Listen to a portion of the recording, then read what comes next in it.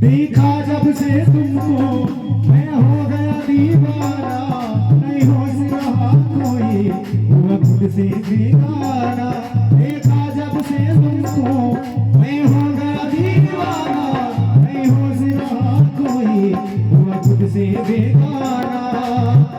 दिल खो गया मेरा, दिल खो गया, दिल खो गया, दिल खो गया, दिल खो गया, दिल खो गया, दिल खो गया, दिल खो गया, दिल खो गया, दिल खो गया, दिल खो गया। बाकी तुम्हारे वृंदावन में आए मेरा दिल खो गया।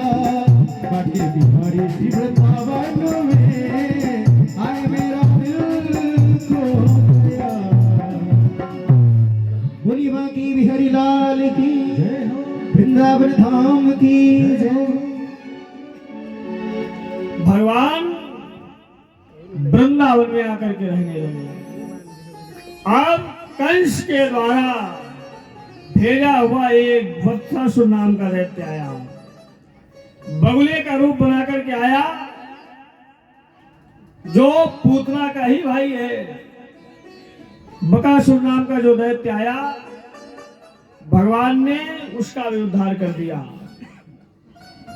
उसके बाद में वत्सासुर और बकासुर का उद्धार होने के बाद कहते हैं कंस ने अघासुर को भेजा। अघासुर जो आया,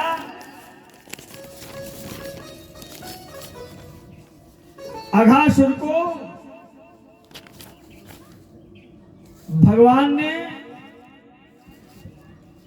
मार दिया। लेकिन सुखदेव जी ने कहा, राजन एतत् कौमार्जं कर्म ह्रेरात्मा हि मोक्षणम्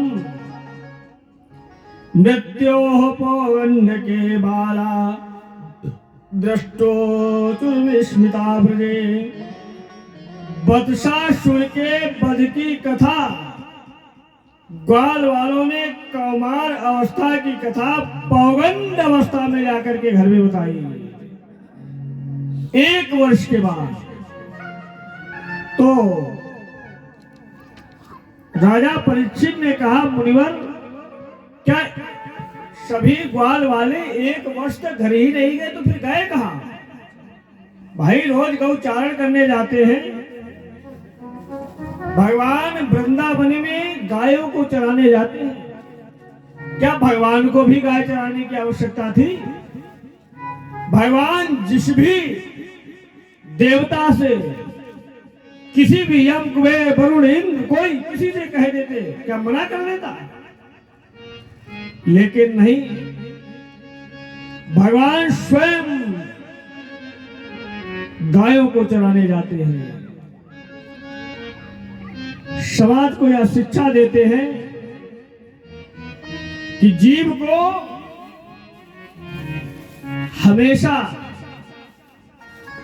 धर्म, संत महात्मा, ब्राह्मण और गाय, इनके प्रति समर्पित ही रहना चाहिए।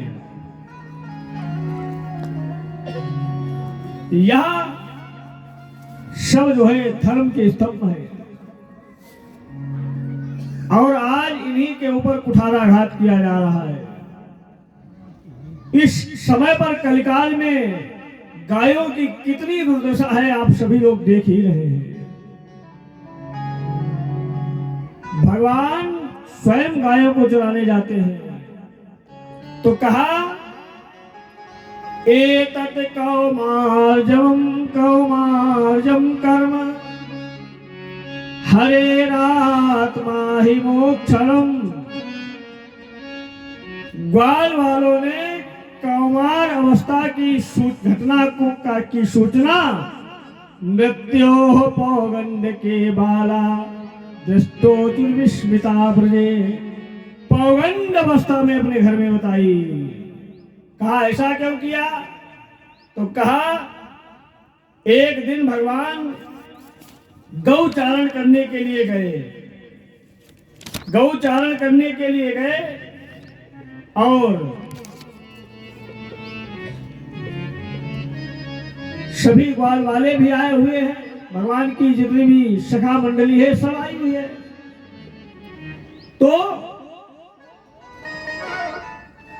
कंस का भेजा हुआ जो अघासुर है मन में विचार करता है कि इस कृष्ण ने, नंद के लाला ने हमारी बहन पूतना का, हमारे भाई बकासुर को मार डाला है, आज मैं इसे अवश्य मार डालूंगा। और ऐसा विचार करके सुखदेव जी कहते हैं, राजन अघासुर आया वृंदावन में, भगवान मधुवन में गायों को चरा रहे हैं यमुना जी के किनारे, और इसने क्या किया, एक अजगर सर्प का रूप बनाया और बना करके अजगर सर्प का रूप और अपने मुख को इतना ज्यादा फैला दिया कि एक हिस्सा जो है जमीन पर और दूसरा सीधे आकाश में लगा दिया। और दूर से देखने से यह मालूम पड़ता है कि कोई जो है वो यमुना एक्सप्रेस पे बना हुआ है, बढ़िया जो है। ग्वाल वाले जो थे वो गैयों को चरा रहे थे, तो उन्होंने समझा कि ये कोई गुफा है, दिखाई ही नहीं पड़ रहा है, इतना ज्यादा मुंह फैलाए हुए है, और सब ग्वाल वाले उसके मुंह में प्रवेश कर गए। भगवान भी प्रवेश कर गए और जैसे ही भगवान ने प्रवेश किया वैसे उसने अपना मुंह बंद कर लिया। देवता एकदम से घबराए। बिभ्रन वेणुम जठर पटयो संगवेत्रे चकक्षे बामे पाणो मुष्वेण केवलम तत्फल्यानुग्लीषु। देवता घबराए, लेकिन भगवान ने अपने शरीर को उसके उदर में ही बढ़ाना आरंभ कर दिया। और जब अपने शरीर का विस्तार किया तब भी इसने अपने मुख को नहीं खोला। भगवान ने कहा ठीक है मत खोलो, और बढ़ाया अपना शरीर। ज्यादा बढ़ाया तो उसकी दमई घुटने लगी। क्या हुआ? आंखें फट गई, सर फट गया और उसकी मृत्यु हो गई। भगवान सभी के साथ में बाहर निकल आए।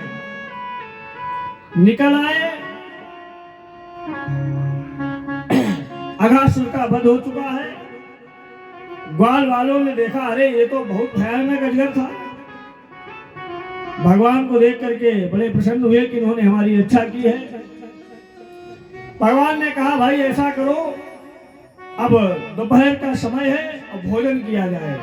गायें तो चल ही रही हैं, हम भी लोग भोजन करते हैं और फिर खेल खेलते हैं। तो भगवान ने कहा भाई देखो, जो भी अपने घर से जो भी लाया वो सब एक पत्तल पे जो है निकाल करके रखो और फिर खाया जाएगा।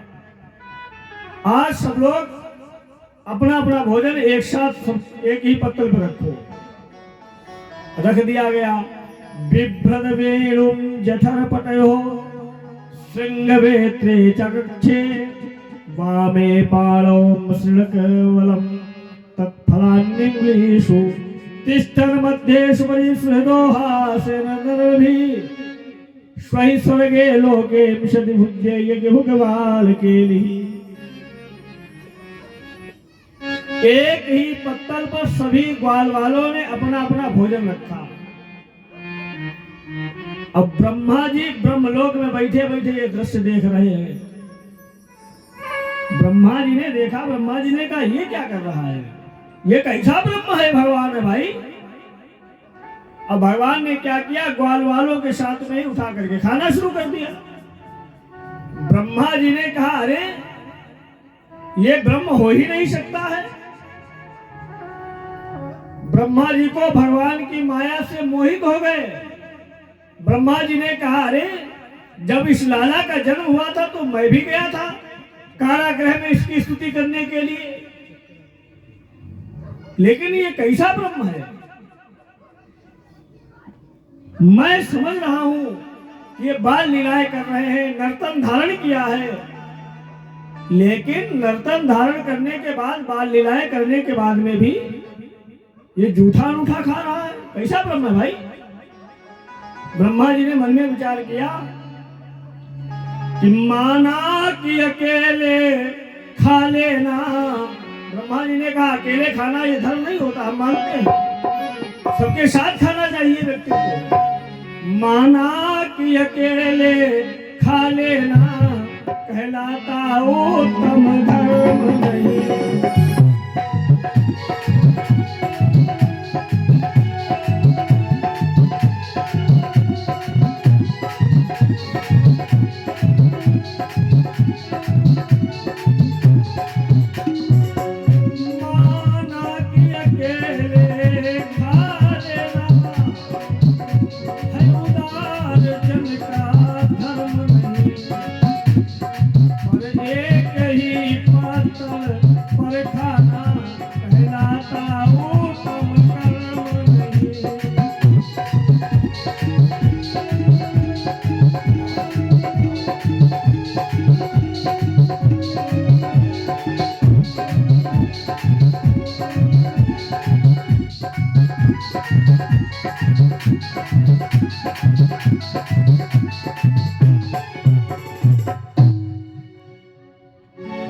ब्रह्मा जी ने कहा ये ब्रह्म हो ही नहीं सकता है। ब्रह्म होता तो जूठा अनूठा खाता। और भैया हमने कल ही आपको बताया था कि जहां पर व्यक्ति को संदेह होता है वहां पर परीक्षा की घड़ी उत्पन्न हो जाती है। ब्रह्मा जी ने अपने संदेह संशय को दूर करने के लिए भगवान का परीक्षा करना आरंभ कर दिया। और जीव की जब बुद्धि भ्रष्ट होती है तो वह अपने श्रेष्ठ जनों का ही परीक्षण करता है। उसमें भगवान भी है, माता पिता गुरु भी है। कहते हैं व्यक्ति के ऊपर जब उसका समय खराब होता है, उसकी बुद्धि भ्रष्ट होती है, तो अपने ही श्रेष्ठ जनों का तिरस्कार कर देता है। कभी कभी विद्या के अहंकार में मद में आकर, कभी धन के मद में आकर के अपने श्रेष्ठ जनों का अनादर कर देता है। और जब अपने श्रेष्ठ जनों का अनादर करता है, उनका परीक्षण करता है, उनमें कभी निकालता है, समझ लीजिए उसका पतन वहीं से प्रारंभ हो जाता है। जब नाज मनुष्य पर छाता है, जब उस किसी व्यक्ति का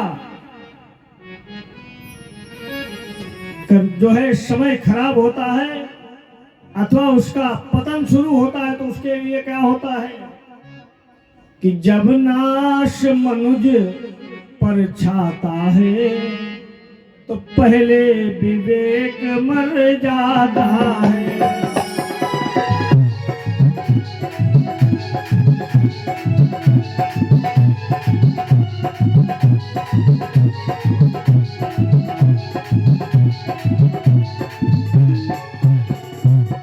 जब नाश मनुज पर आता है तो पहले विवेक मर जाता है। होनी हो करके रहती है, ऐसा संयोग बन जाता है।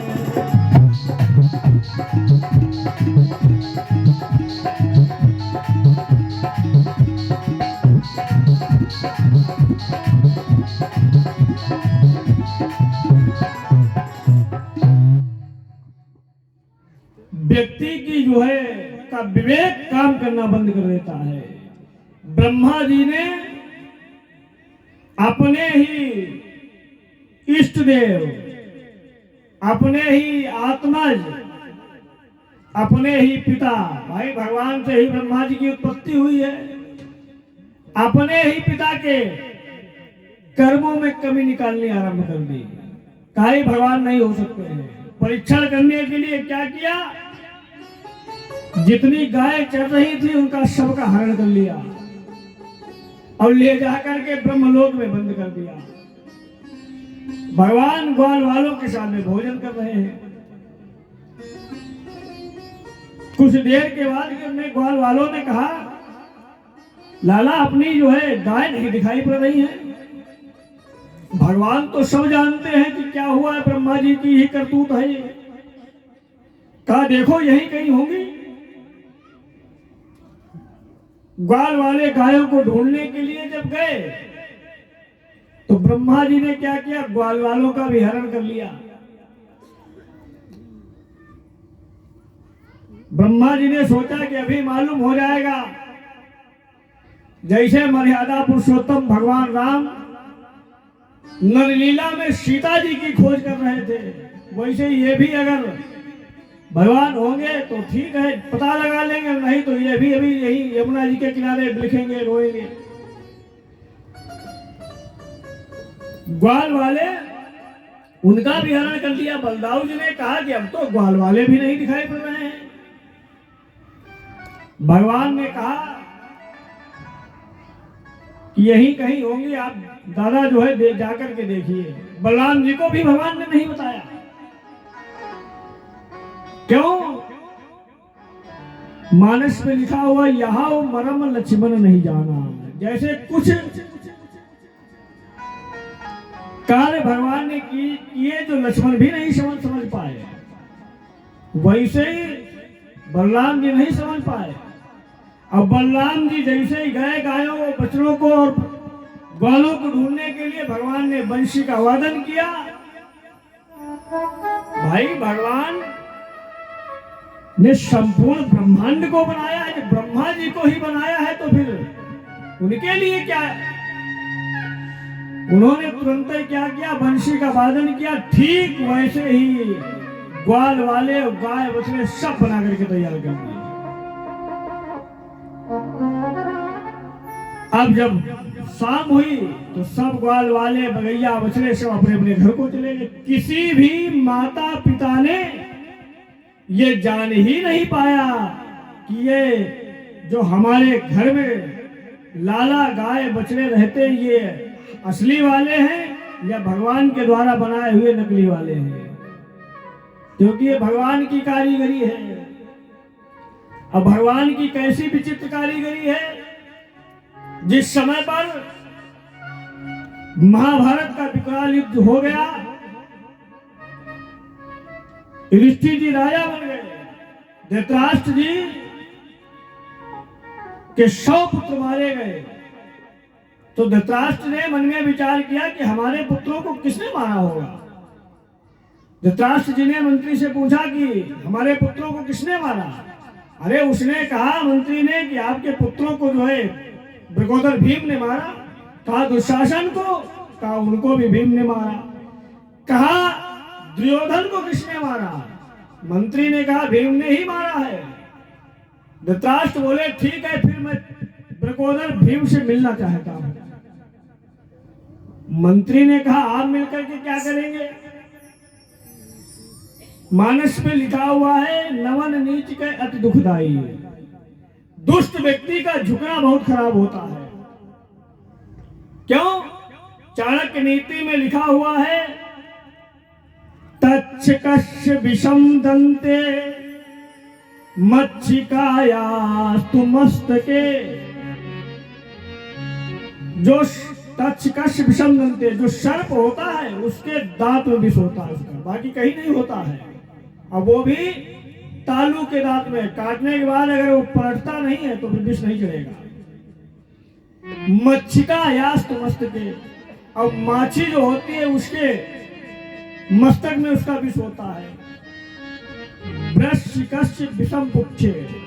अब बिच्छी जो होता है उसके केवल डंक में विष होता है, बाकी कहीं नहीं होता है। लेकिन भैया दुर्जने सर्वांगे विषम, दुष्ट व्यक्ति के पूरे शरीर में विष होता है, समझ लीजिएगा। अन्य सभी के विष कहाँ कहाँ है ये पता लगाया जा सकता है, लेकिन दुष्ट व्यक्ति का नहीं पता लगाया जा सकता है। दुर्जने सर्वांगे विषम।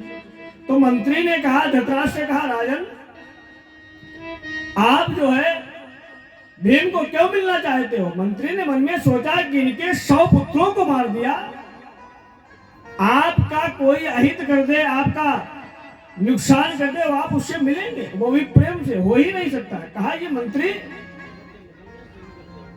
कहा मंत्री से, मंत्री ने कहा आप क्यों मिलना चाहते हैं।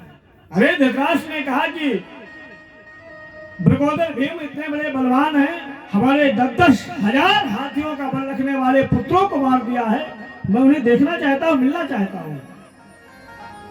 धृतराष्ट्र की ऐसी बात सुनकर के मंत्री बड़ी जोर से हंसा। कहा राजन दोनों आंखों में से आपको दिखाई नहीं पड़ता, फिर आप क्या देखेंगे। तो कहा नहीं देखेंगे तो हाथों से टटोल करके देख पता लगाएंगे। मंत्री समझ गया कि धृतराष्ट्र के हृदय में कोई न कोई खोट आ चुकी है। भाई मंत्री से कहा कि यद्यपि आंखों से अंधा हूं, धृतराष्ट्र ने कहा मैं मानता हूं मुझे नहीं दिखाई पड़ता, लेकिन कि यद्यपि आंखों से अंधा हूं, हाथों से उसे टटोलूंगा। कहा हाथों से देखूंगा। कहा फिर देख के क्या करोगे। बोले कि देखूंगा भीम की भुजाओं में कितना बल है। मंत्री गया, मंत्री ने जाकर के बताया कि धृतराष्ट्र भीम को मिलना चाहते हैं। भगवान समझ गए कि मंत्री ने बुलाने के लिए कहा है, धृतराष्ट्र मिलना नहीं चाहते, कोई कोई खोट है। भगवान ने कहा क्यों मिलना चाहते हैं। कहा वो देखना चाहते हैं। कहा क्या देखेंगे। मंत्री ने कहा हमसे तो धृतराष्ट्र ने केवल इतना कहा है कि यद्यपि आंखों से अंधा हूं और हाथों से उसे टटोलूंगा। अब कैसी ताकत कैसा साहस उस भीम बली का देखूंगा।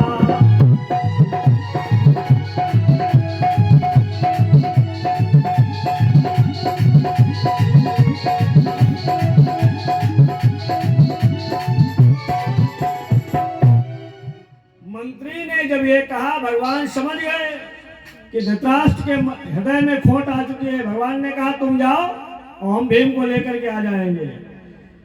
मंत्री चला गया। भगवान ने क्या किया, तुरंत ही दूसरा एक नकली लोहे का भीम बना करके तैयार किया। अब बनाया, ठीक भीम की ही भांति बना दिया, और जैसे भीम है वैसे बना के तैयार किया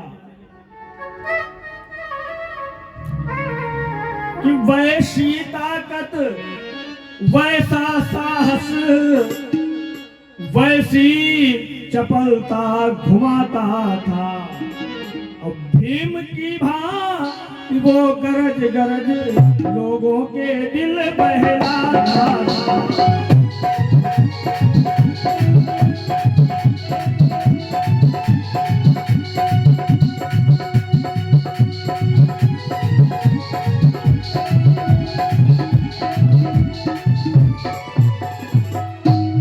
वैसा ही बना करके तैयार किया। और भगवान धृतराष्ट्र के पास में पहुंचे। भीम और पांचों पांडवों को लेकर के नकली लोहे को, भीम को भी ले गए। भगवान ने कहा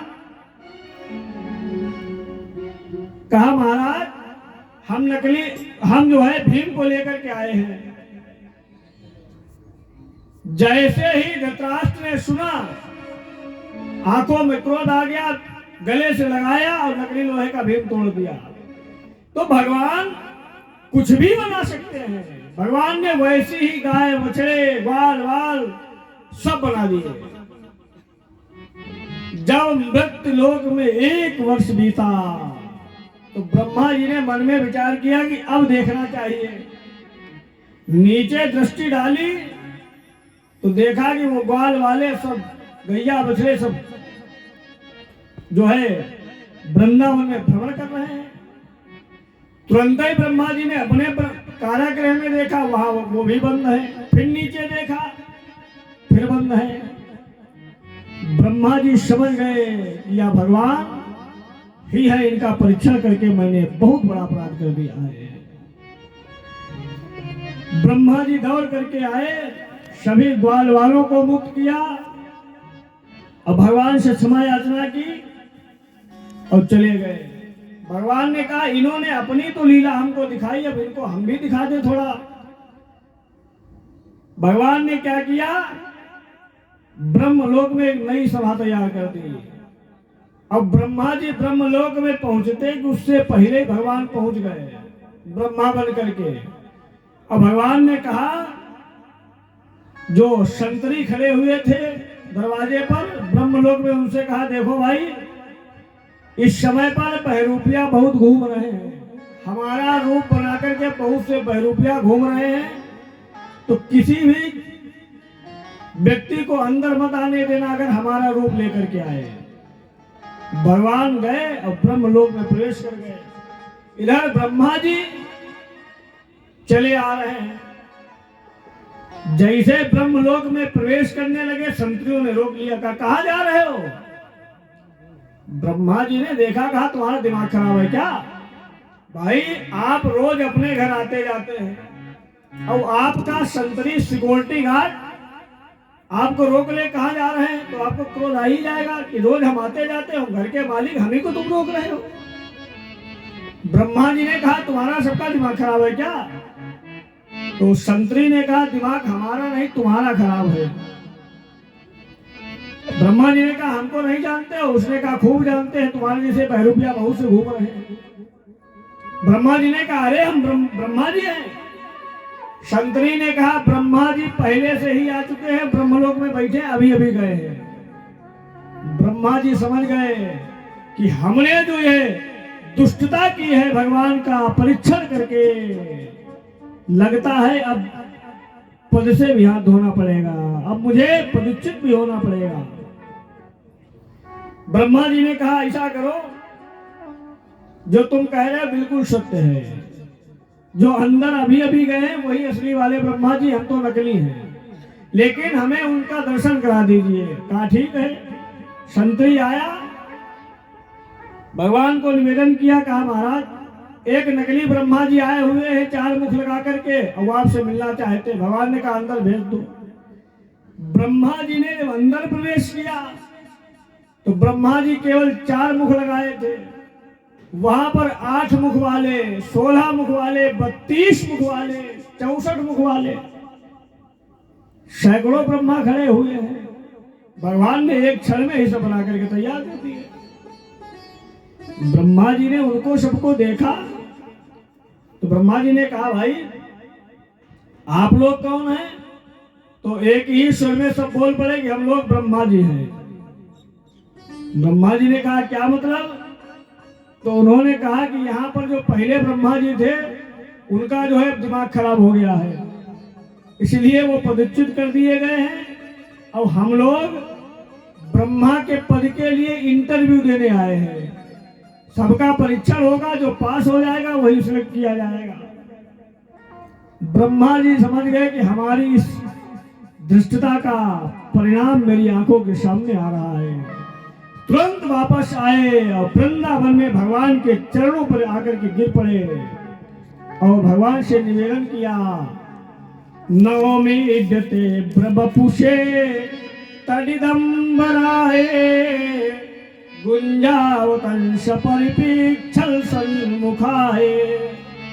नवमी इड्डते ब्रबपुषे तडिदंबराए, कहा प्रभु आप मेरे अपराधों को क्षमा कर दीजिएगा, मुझसे गलती हो गई। आप वन्यस्त्रजे कमल वेत्र विशाल वेणु लक्ष्मण श्री मधुपदे पुष्पांग जाए। भगवान की 40 श्लोकों में ब्रह्मा जी ने स्तुति की। भगवान ने क्षमा किया, ब्रह्मा जी के ऊपर कृपा करुणा की। और सुखदेव जी ने कहा राजन, जब ब्रह्मा जी ने हरण किए हुए ग्वाल वालों को वापस किया तो भगवान ने अपने नकली वाले फिर गायब कर दिए। तो जब असली वाले जिनके सामने अघासुर दैत्य मारा गया था, भाई वो तो 1 साल तक तो बंद ही रहे। अब नकली वाले क्यों बताते जाकर कि अघासुर मारा गया? तो 1 साल बाद जब वो लौट करके गए अपने घर में अपने माता पिता को, तब उन्होंने अघासुर के वध की कथा अपने घर में सुनाई। उसके बाद में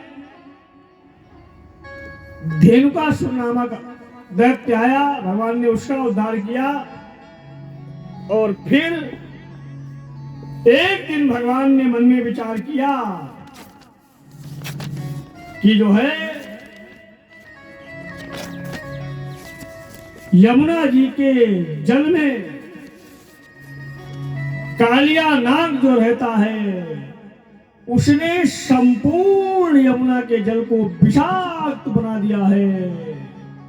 इसलिए उस कालिया नाग को भी यहां से निकालना पड़ेगा। अगर कालिया नाग को नहीं निकाला जाएगा तो यमुना जी का विषाक्त जल पी करके बहुत से जन धन की हानि हो जाएगी।